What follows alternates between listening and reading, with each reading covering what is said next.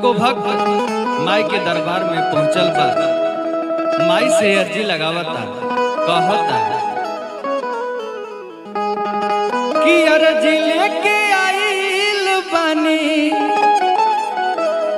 अर्जी लेके आइल बानी मैया राउर द्वार। हे जग जननी मैया सुनली अर्जी हमार, हे जग जननी मैया सुनली अर्जी हमार।